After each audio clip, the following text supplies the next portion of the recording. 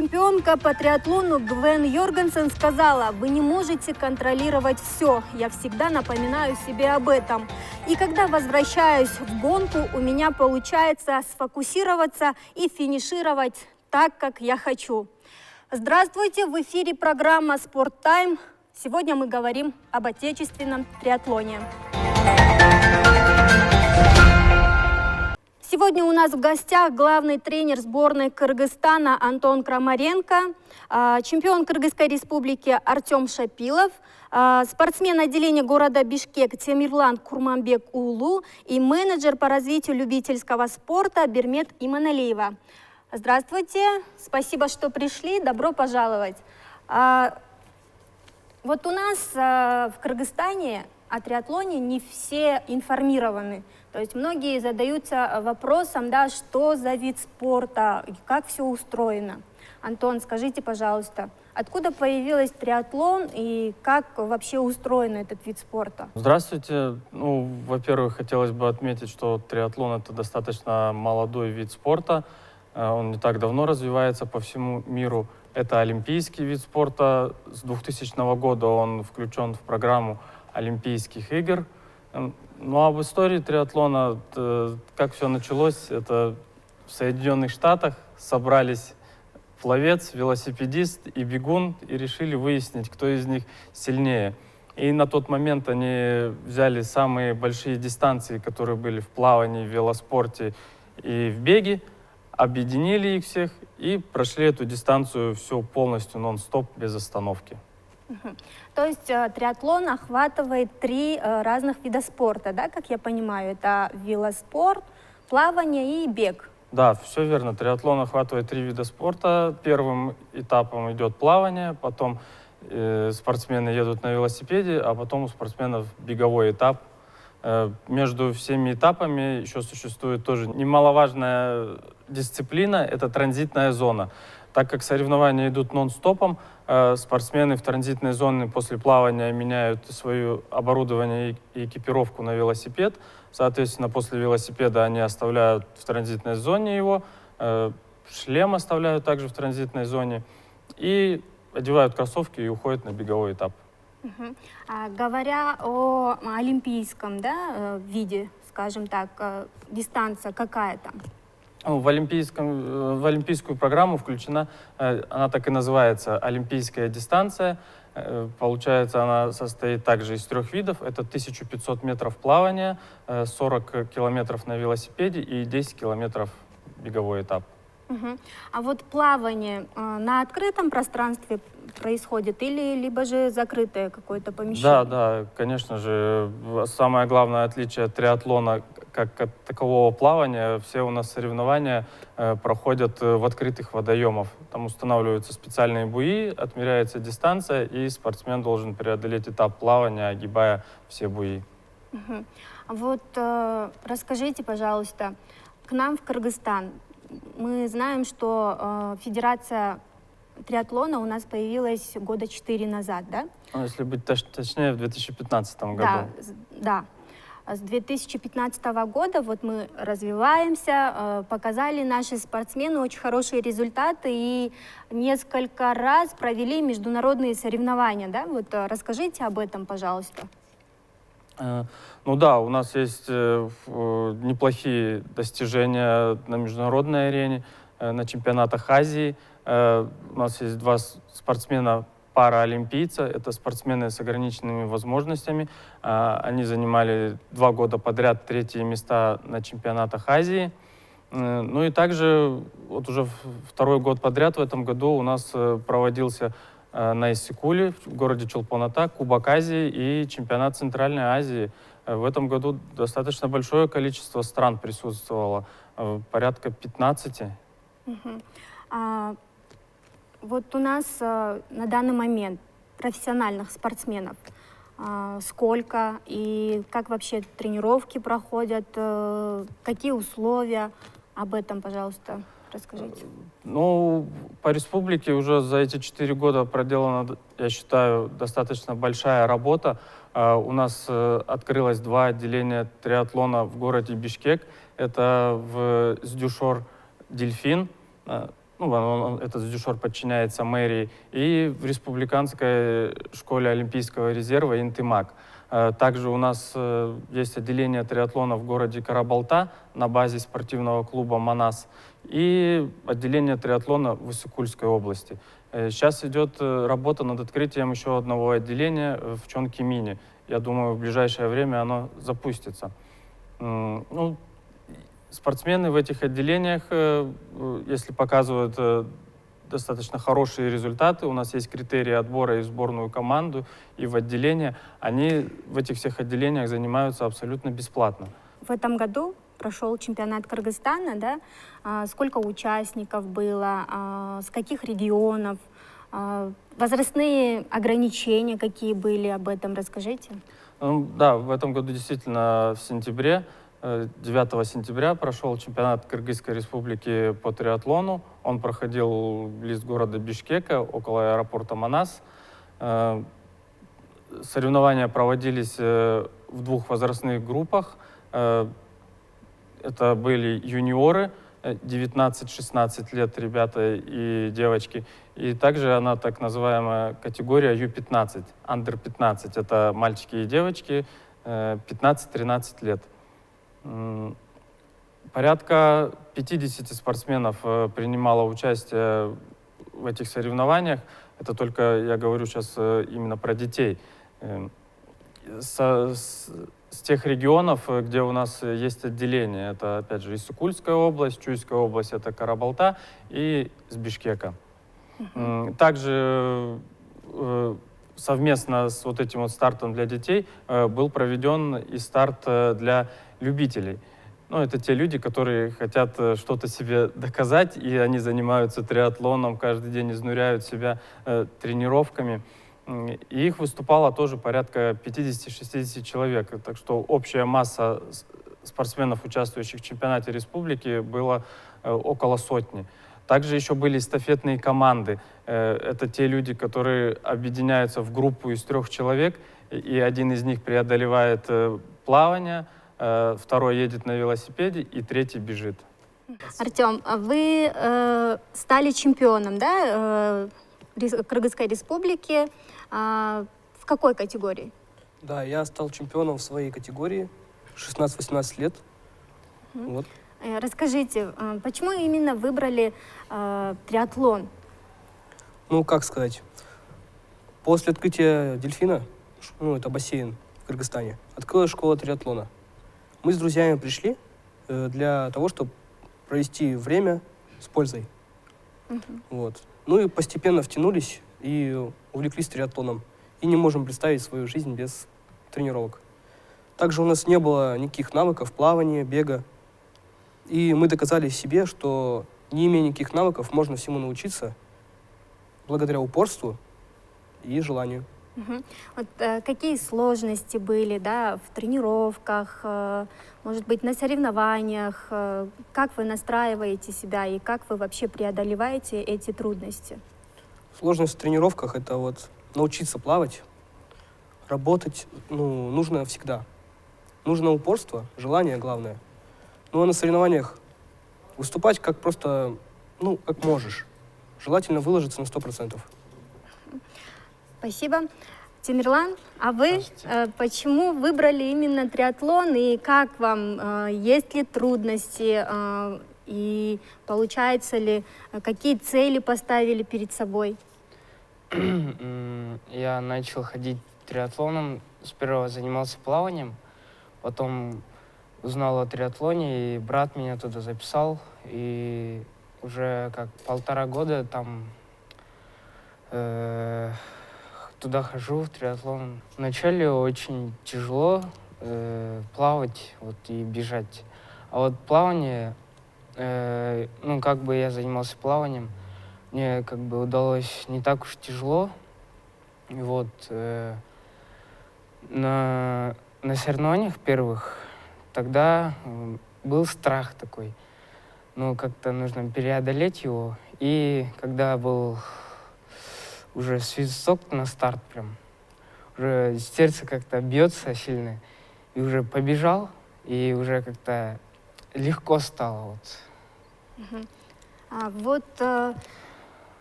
Велосипедная, да, езда. Да.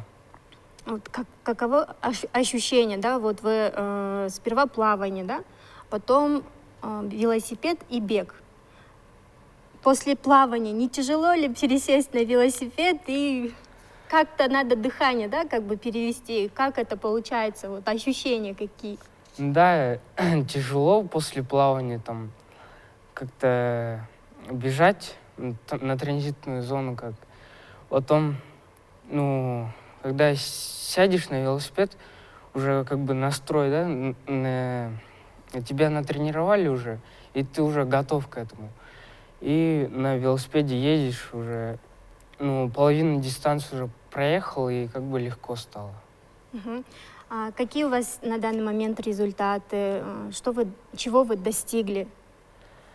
На данный момент в этом году я занимал первое и второе место. Вот это достижение, это вот благодарю тренеру. Что еще? Какие планы впереди? Какие соревнования вас ждут? К чему вы готовитесь? На следующий год вот готовлюсь международным, и вот в Кыргызстане еще буду. Хотел бы выполнить КМС и мастер спорта в следующем году. Мгм. Спасибо, вам удачи. У меня вопрос к Бермету, да? Чем же отличается любительский триатлон от профессионального? И почему надо именно развивать любительский триатлон? Любительский триатлон, особо отличий между профессиональным триатлоном и любительским, наверное, нет, кроме как дистанций. У любителей он более обширный, так ведь? Вот. И почему именно надо развивать любительский триатлон? Все-таки любительский спорт, не только в триатлоне, но вообще любом, он дает возможности каждому желающему почувствовать себя спортсменом, поучаствовать, узнать изнутри, как вот это все происходит. Весь не только тренировочный процесс, но и соревновательный такой. Он дает возможность развитию своих физических способностей. Кроме этого, еще также многие любители, которые приходят в триатлон, они бросают себе некий вызов. Вот, доказать себе то, что вот они смогут столько-то пробежать, столько-то проплавать, столько-то прокатать на велосипеде. Также, почему именно важно развивать любительский триатлон? Все-таки спорт, когда он развивается именно в массах, это дает больше, так сказать, культурного оздоровления для нации, это повышает не только интересы, повышает, как это выразить, качество жизни человека, качество жизни каждого человека. Чем больше людей видят, то, что вот такие-то люди занимаются триатлоном, при этом они до этого ничем не занимались, они были такими же сотрудниками, можно сказать, там, офисными клерками, да, и вот у них получилось. Это дает им, так сказать, не только надежду, но и прям они заряжаются этим, у них появляется новая цель — доказать не только себе, но и окружающим, то, что вот человек со стороны тоже может заняться спортом и не хуже, чем профессионалы. Мгм. Любительский триатлон развивается не только, наверное, у нас в городе Бишкек, но и в регионах, да? И скажите, пожалуйста, по сравнению с профессионалами, больше любителей или профессионалов? Любителей больше. Как только вот федерация открылась с 2015 года, первые 2 года основной упор шел только на любителей, потому что не было пока профессиональных спортсменов, были детки, их начали только набирать чуть позже, и раскручивали, и создавали федерацию тоже любителя. Поэтому, что еще? Сколько именно общего количества по регионам неизвестно, так как у нас пока школы именно для любителей есть только в Бишкеке, но приезжают и участвуют. Это вот тоже такие спортсмены, которые раньше занимались бегом, либо увлекались, марафонцы. Общее количество вот именно постоянно, кто занимается, кто участвует, это около 200 человек именно триатлоном. Мгм.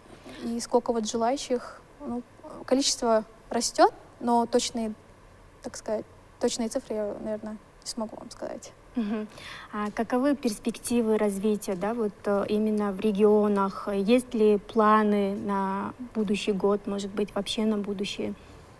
На будущее регионы пока мы сильно не фокусируемся. Мы хотим сначала развить именно в Бишкеке, раскрутить, потом в Чуйской области, и постепенно мы пойдем уже к другим областям.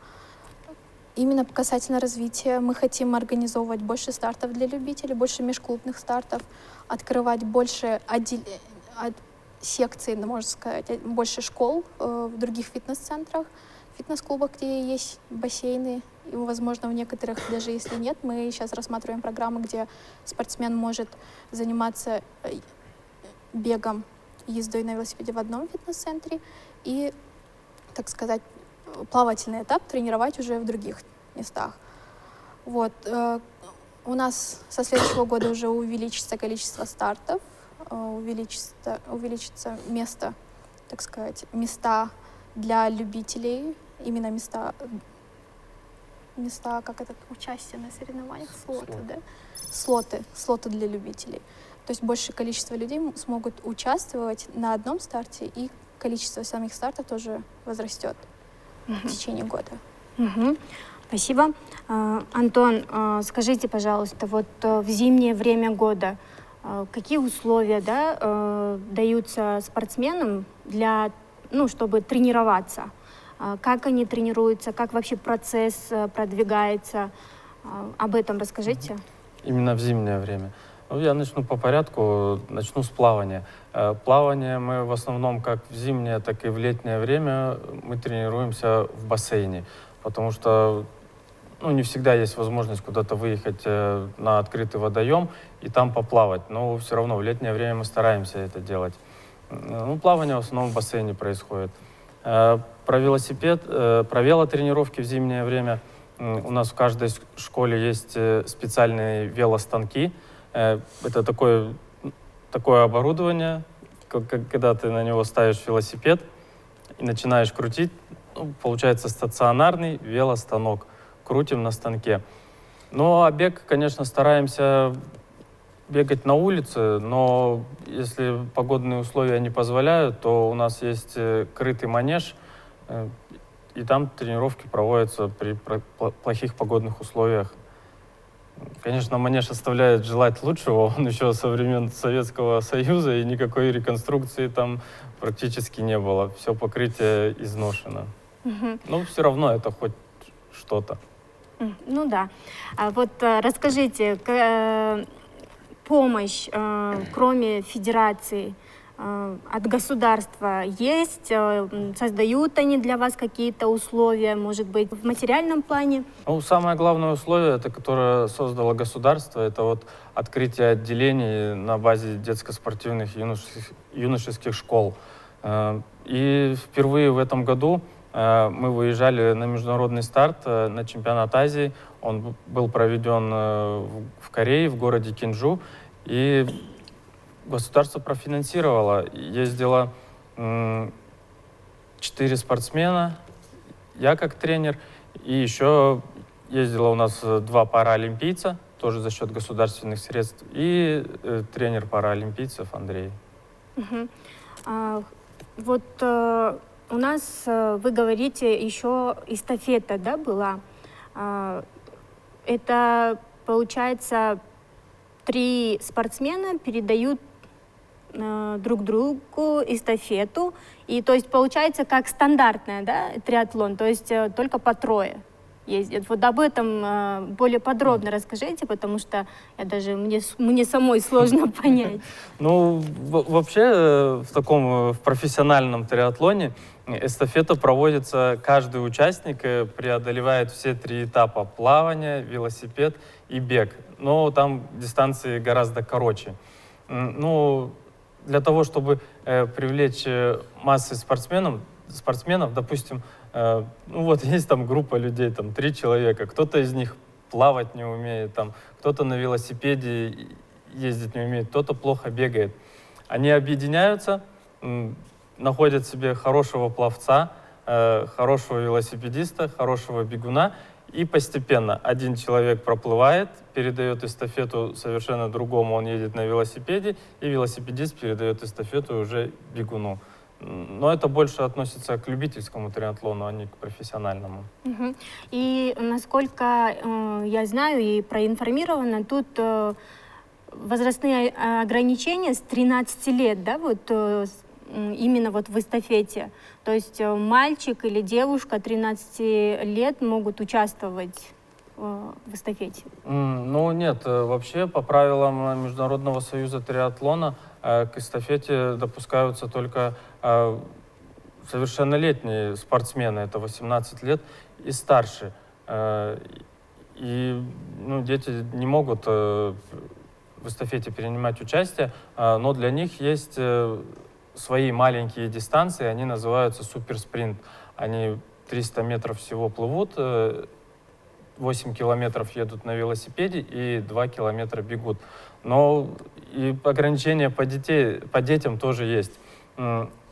Дети, которые младше 13 лет, их по соображениям безопасности не допускают к соревнованиям, потому что велосипед — это очень такой серьезно травмоопасный вид спорта. Вот. Мгм. Вот мы знаем, что триатлон не дешевый вид спорта, там столько всего, экипировка, велосипед. Сколько в год выделяется сумма, да, чтобы обновить, может быть, да, вот эти все экипировку, велосипеды? Ну, пока на данный момент мы еще не обновляли, как в самом начале, как зародился именно триатлон в спортивных школах, Федерация триатлона приобрела экипировку, инвентарь для плавания, велосипед, велостанки. Ну и пока мы работаем на них, соответственно, 3 года назад они были маленькими, велосипеды покупались маленькими, а сейчас они уже выросли, вон какие здоровые стали. И, соответственно, надо будет обновлять весь инвентарь, чтобы им было комфортно ездить на велосипедах. Но пока от государства такой поддержки нету. Это пока только за счет средств федерации, инвентаря, оборудования. Артем, скажите, пожалуйста, вот велосипеды, да, всю экипировку вы сами покупаете или именно вот когда соревнования, либо же вам выдают? Ну, тренировочную экипировку в основном покупаю сам. Но велосипеды выделяет Федерация триатлона. Ну, вот как уже тренер сказал. Ну, вот эти велосипеды чисто для спортсменов. Мы на них ездим, участвуем на соревнованиях. И соревновательную экипировку тоже частично выделяет школа триатлона. А такой инвентарь, как, например, кроссовки, шлем и все остальное покупаем все за свой счет. Вот. А поездки на какие-либо соревнования? Поездки на все соревнования, все сборы оплачивает школа триатлона. А Тимирлан, скажите, пожалуйста, вот чем отличается обычный велосипед от велосипеда для триатлона? Шоссейный велосипед — это такой легкий, у него колеса тонкие, на нем легче ездить на шоссе там. А вот горный МТБ там, он тяжелый такой, у него колеса тяжелые. Он он для всего, а вот шоссейный, ему нельзя на таких плохих дорогах ездить. Вот. То есть он намного легче, чем обычный велосипед, и дистанция преодолевается только на ровной дороге, да, скажем так? Угу. Спасибо. Так, у меня еще такой вопрос. Ironman, да? Это как любительский, да, получается? Да. И чем он отличается от обычного олимпийского триатлона и какие там дистанции? Кто может участвовать в соревнованиях Ironman? И вообще, что это означает Ironman? Ironman дословно переводится как «железный человек». Дистанция там длинная. Отличие вот от олимпийской дистанции, то, что она просто входит в длинные, да, так сказать, дистанции. Ironman тоже есть, Ironman 73, это многие называют просто как половинкой, это половина дистанции самого Ironman. Там 1,9 километров они проплывают, 90 километров они участвуют в велогонке, и 21 километров они, получается, бегут. Это половинка. А сам Ironman удваивает эти же дистанции. Вот. Чем еще он отличается? Он чисто для любителей, в нем могут участвовать все желающие от 16 лет, так ведь? Но в основном туда, ну, большинство средний возраст, именно любители, которые готовятся, участвуют в Ironman'ах, это где-то вот 30 лет, 30-35 лет. Мгм. А вот они сами тренируются или они тоже находятся под, скажем так, присмотром федерации? Да. Есть те, которые сами тренируются, и есть те, которые приходят к нам в школу триатлона, чтобы именно подготовиться к определенному старту Ironman'а. Они приходят, записываются к нам, и уже наши тренера работают с ним, составляют им график тренировок, такой, составляют план тренировочный, смотрят за ними, распределяют нагрузку, смотрят на физическое состояние человека и уже под него подстраивают все тренировки. Мгм. Есть также и любители, которые занимаются сами, которые не являются членами федерации, но о них конкретно мы не можем сказать, так как они, наверное, где-то извне находят ресурсы. Мгм. Но такие тоже есть. А есть у нас участник, да, каких-либо международных соревнований именно вот по У Ironman? нас из Кыргызстана, именно из членов федерации, есть около 20 участников Ironman, уже выполнивших эту дистанцию. Вот из недавних я могу сказать двоих, Надырбеков Айбек и Уморов Данияр. Они выполняли Ironman, и недавно они выполнили Сайбермен, как не выполнили, а вот, получается, прошли всю дистанцию Сайбермена. Это уже ультра-триатлон, там дистанции еще больше, чем в Ironman'е. Вот это вот из последних людей. И вот сегодня или вчера вечером, да? Сегодня. Сегодня ночью, получается, утром, уже сегодня утром вылетели около 4 человек. Кажется, Барселона тоже делает Ironman. И в какой стране эти соревнования проходят? Есть несколько стран, они проводят ежегодно в нескольких странах в разных локациях, но самым таким, самым именно выдающимся, самым важным является Ironman в Коне. Он победитель, призер, да, так сказать, призер именно этого Ironman считается как чемпионом мира по Ironman'у. Вот самые важные в Коне, но также проводят в Барселоне.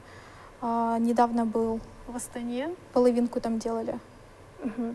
А у нас проходили такие соревнования? У нас нет. Чтобы провести соревнования по Ironman, нужно выкупать франшизу. И, насколько я знаю, в Центральной Азии право, вот франшизу на всю Центральную Азию выкупили ребята из Казахстана. Мгм. Но также некоторые страны, они проводят соревнования по этой же дистанции, но не называют Ironman, а так переименовывают, но дистанцию такую же сохраняют. Мгм. Мы будем надеяться, что когда-нибудь у нас тоже в стране проведут такие масштабные соревнования, как Ironman.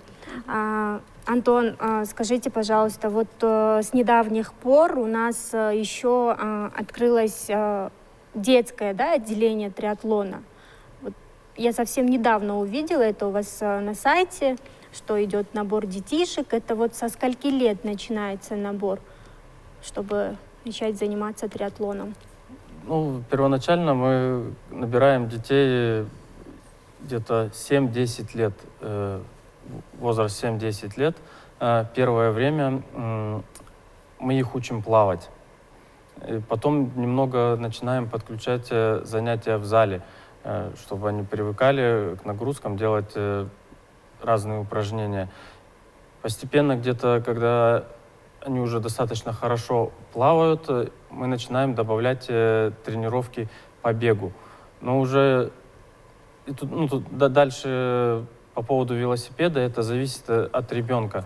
какого он возраста. Главное здесь условие, чтобы он мог дотягиваться до педалей и крутить велостанок, про который я ранее рассказывал. Ну, также к нам приходят и со смежных видов спорта. Допустим, человек занимался там в секции плавания там 3-4 года, и родители приходят и просят, говорят, возьмите его в триатлон.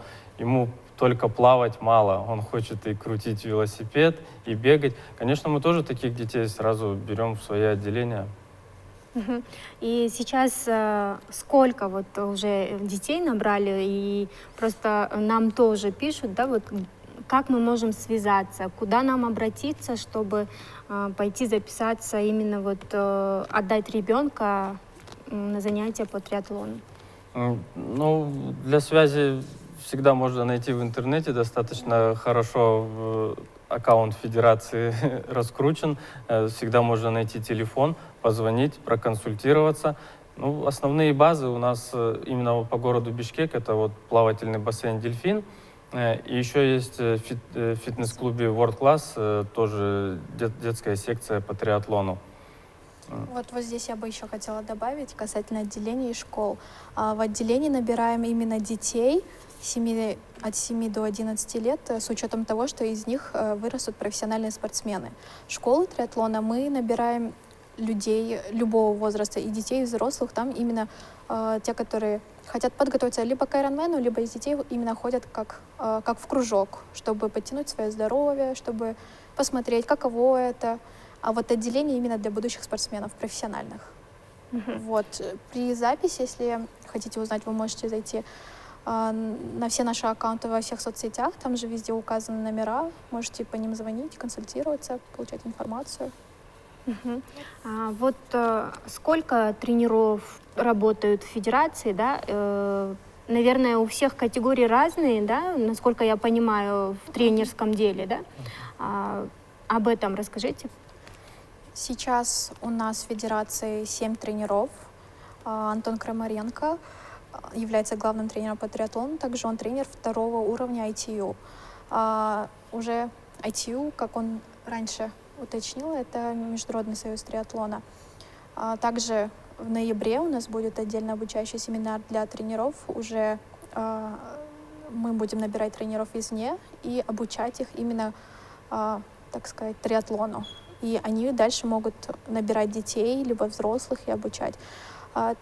Касательно категорий, наверное, вам лучше расскажет Антон, касательно уровней. Вот, они подразделяются, категории, да, вот тренеров. Я не знаю, там в футболе там есть А-категория, С-категория, да, и вот так они делятся. А у вас как? Ну, у нас